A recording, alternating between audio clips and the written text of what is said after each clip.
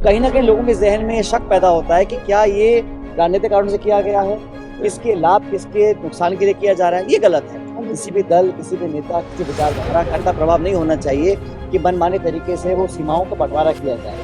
हिमाराम जी हमारे बहुत पुराने वरिष्ठ साथी हैं। वो जब अपनी बात रखते हैं तो पूरे प्रदेश और देश में उसकी गूंज। पूर्व उप मुख्यमंत्री और कांग्रेस नेता सचिन पायलट ने कहा कि प्रदेश सरकार जानबूझकर नगर निकाय और पंचायत चुनाव नहीं कराना चाहती है। उसे अच्छी तरह से पता है कि जनता नाराज है और चुनाव कराए तो परिणाम उल्टा हो सकता है। दरअसल इसी के साथ में पूर्व उप मुख्यमंत्री सचिन पायलट ने बुधवार को जोधपुर एयरपोर्ट पर मीडिया से कहा कि भजनलाल सरकार चाहती है कि अधिकारियों के माफर्त शासन चलता रहे और हम नगर निकाय चुनाव नहीं कराने पड़े। अभी भी चुनाव के लिए दबाव न्यायपालिका से है, लेकिन सरकार फिर भी इसमें कोई पहल नहीं कर रही है। पायलट ने कहा कि जिस तरीके से काम कर रही है, जिलों की सीमाएं बदल रही है और वो दुर्भाग्यपूर्ण है। पायलट ने कहा कि हमारे वरिष्ठ नेता हेमाराम चौधरी इस मौसम में धरने पर बैठे हैं। उनके समर्थन में हम धोरी मन्ना जा रहे हैं। सरकार को सीमा बदलनी है तो उसके लिए संवाद जरूरी है, एक तरफा फैसला नहीं होना चाहिए। एयरपोर्ट पर पायलट के स्वागत में बड़ी संख्या में कांग्रेस कार्यकर्ता पहुंचे। सचिन एयरपोर्ट से सड़क मार्ग से धोरी मन्ना रवाना हो गए हैं। पायलट ने और कुछ क्या कहा, जरा सुनते हैं। और पूरे प्रदेश में अगर एक मापदंड तय हो, उसके आधार पर कार्रवाई हो तो कोई आपत्ति नहीं होगी, लेकिन संभाग, जिला, तहसील इस प्रकार बिना संवाद करे, बिना चर्चा करे अगर आप सीमाओं का तोड़मोड़ कर रहे हैं तो कहीं ना कहीं लोगों के जहन में शक पैदा होता है कि क्या ये राजनीतिक कारणों से किया गया है, किसके लाभ किसके नुकसान के लिए किया जा रहा है। ये गलत है, क्योंकि इस प्रदेश में सब लोग बराबर के हकदार हैं, बराबर के नागरिक हैं। किसी भी दल, किसी भी नेता, किसी विचारधारा का ऐसा प्रभाव नहीं होना चाहिए कि मनमाने तरीके से वो सीमाओं का बंटवारा किया जाए। अगर कहीं कोई डिमांड आती है, पब्लिक की डिमांड होती है, या कोई ऐसा आयोग बैठता है या सीमाओं का दोबारा विश्लेषण होता है तो अलग बात है। जिस प्रकार से किया गया है मुझे लगता है कि वहाँ पे काफी लोग इससे आहित हैं और हम सब लोग, हिमाराम जी हमारे बहुत पुराने वरिष्ठ साथी हैं, मैंने बहुत लंबे समय से काम किया है, और वो जब अपनी बात रखते हैं तो पूरे प्रदेश और देश में उसकी गूंज उठती है। आज हम सब लोग उनके समर्थन में, उनके साथ कंधे से कंधा मिलाकर पब्लिक की डिमांड को रखने जा रहे हैं। बी राम जी राम को लेकर भाजपा का कहना है कि बस कांग्रेस को विरोध करना है, इसलिए विरोध है। देखिए, इस देश में जो कानून बना था रोजगार का, इस दुनिया में बहुत सारे देश हैं, किसी भी देश के अंदर कानून नहीं है, योजनाएं हैं, स्कीम्स हैं, मन माने तरीके से लोग कभी कभी रोजगार देते थे। जब राजस्थान में अकाल पड़ते थे तब रिलीफ वर्क होता था, तो अधिकारी, प्रशासन के लोग, एमएलए एमपी मन माने तरीके से सीमा बांधते थे, इतने दिन काम करेंगे, इसको काम देंगे। सोनिया गांधी जी कांग्रेस पार्टी ने एक कानून बनाया, अधिकार दिया कि प्रत्येक ग्रामीण क्षेत्र में रहने वाले परिवार के एक सदस्य को 100 दिन का हक दिया था। धीरे धीरे इसको कमजोर किया गया। मुझे याद है 2014 में जब प्रधानमंत्री मोदी पहली बार सदन में बोल रहे थे तो कह रहे थे कि ये नरेगा जो है ये कांग्रेस की ऐतिहासिक भूल है। 11 साल तक इस स्कीम को उन्होंने चलने दिया, लेकिन धीरे धीरे इसको खोखला किया। अब इन्होंने इसका नाम बदला है जो महात्मा गांधी जी के नाम पर था, और मुझे खेद है इस देश में बहुत सारे ऐसी परियोजनाएं हैं जिनका नाम पहले कुछ और था। लोग नाम बदलते हैं महात्मा गांधी का नाम रखने के लिए, पहली बार गांधी जी का नाम बदला जा रहा है। ये किसकी डिमांड पे किया गया, जानकारी किसी को नहीं है। हम लोग विरोध कर रहे हैं कि नरेगा जो एक गरीब तबके में इस देश में जो खाई बन गई है, हम सब जानते हैं, अमीर बहुत अमीर हो गया, गरीब बहुत गरीब हो रहे हैं। सबसे कम तबके के लोग हैं, सबसे निर्धन लोग हैं, उनके पास ग्रामीण क्षेत्रों में एक सुरक्षा कवच था। हमारे यहाँ बीमा नहीं है, स्वास्थ्य सुरक्षा का कवच नहीं है। एक आर्थिक सुरक्षा कवच कांग्रेस यूपी सरकार ने दिया था, उसको एक खोखला करना चाह रहे हैं। और क्या बहाने दे रहे हैं कि करप्शन पकड़ा गया। 11 साल में सरकार आपकी है, राज्यों में सरकार आपकी है, अगर करप्शन हुआ है तो पकड़ने सजा दें उसको। लेकिन ये स्कीम को खत्म करने की ओर बढ़ रहे हैं और पूरे देश में कांग्रेस पार्टी, इंडिया अलायंस, आम जन इसके विरोध में है। अब कह रहे हैं कि हम इसको नरेगा 2.2 कर रहे हैं, मतलब हम 100 का 125 दिन कर रहे हैं।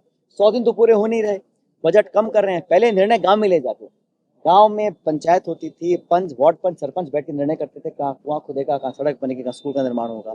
अब केंद्र पूरा केंद्रित कर दिया गया है, राजधानी से निर्णय होंगे कि कौन से काम कर सकते हैं।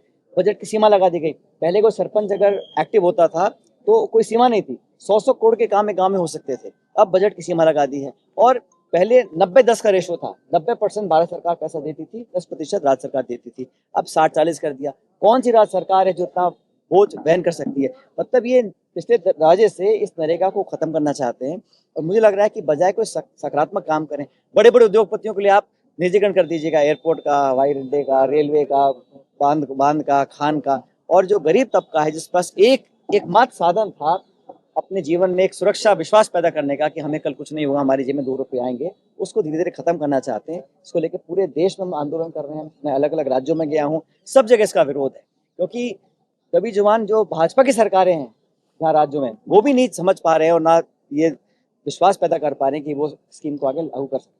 Sir Mahendra Singh Malviya, sir party के जो नेता है महेंद्र जी मालवीय वापस घर वापसी की शुरुआत हुई, उसके बाद एसीबी की जो मारनी, इसको लेकर क्या सोचते हैं?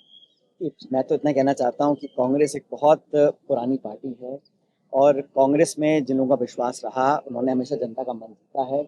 बहुत से दल बने, भारतीय जनता पार्टी का निर्माण मेरे ख्याल 1984 में हुआ था, तो ऐतिहासिक पार्टी है, बहुत से लोग इस पार्टी में रहे और जो कांग्रेस पार्टी की विचारधारा से सहमत हैं और अगर कहीं कोई भूला भटका वापस आने की कोशिश भी करते हैं तो सबको केस बाय केस लेकर पार्टी निर्णय करेगी। ये निर्णय हमारी एक समिति है उसके माध्यम से होगा। लेकिन ये बात सच है कि जो एजेंसीज हैं भारत सरकार की, वो कहीं ना कहीं पॉलिटिक्स देख के काम करती हैं। मैं आपको आंकड़ा देना चाहता हूँ, पिछले 11 सालों में जितने भी ईडी के केस हुए हैं 96% केस भाजपा के विरोधी के खिलाफ हुए हैं और जितने भी केस रजिस्टर हुए हैं, मैं ख्याल 8 या 9 हज़ार केस रजिस्टर हुए हैं, उसमें जो कन्विक्शन रेट है वो 1%।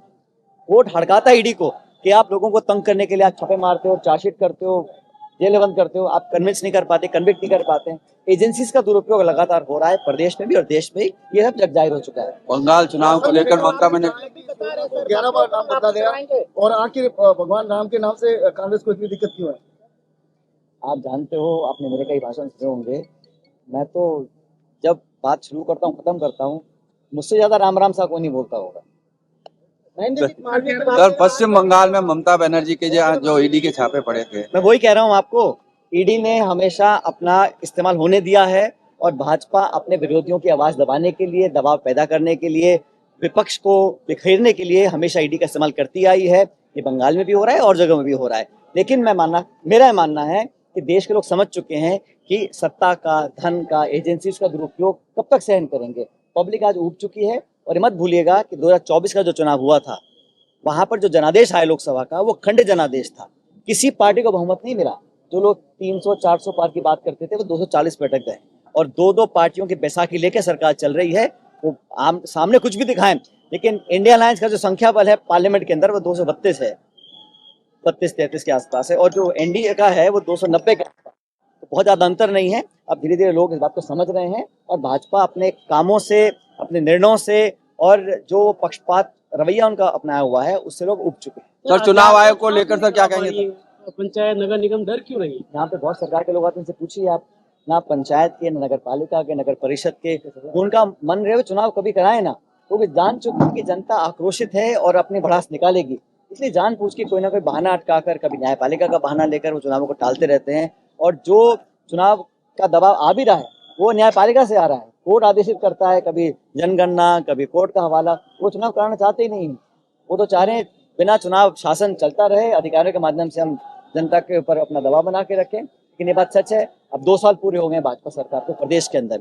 इन 2 सालों में इस सरकार ने ऐसा कोई काम नहीं किया जो ये कह सके कि हम जनता के लाभ के लिए काम कर रहे हैं। जो वादे उन्होंने घोषणा पत्र में किए थे उनको पूरा नहीं कर पा रहे हैं और धीरे धीरे आप देखिएगा कि लोगों का विश्वास खत्म हो रहा है, इकबाल खत्म हो रहा है। लॉ एंड ऑर्डर है, मनमानी तरीके से काम कर रहे हैं, ग्रामीण क्षेत्र में कोई निर्माण का काम नहीं हो रहा है, बजट नहीं है, पैसा मिल नहीं पा रहे हैं। और सबसे बड़ी बात यह है कि ये राज चल किसका रहा है। इतने सारे सत्ता के केंद्र हो गए हैं यहाँ पर और रोज चर्चा रहती है कि सरकार में कब बदलाव होगा, मंत्रिमंडल का पुनर्गठन कब होगा।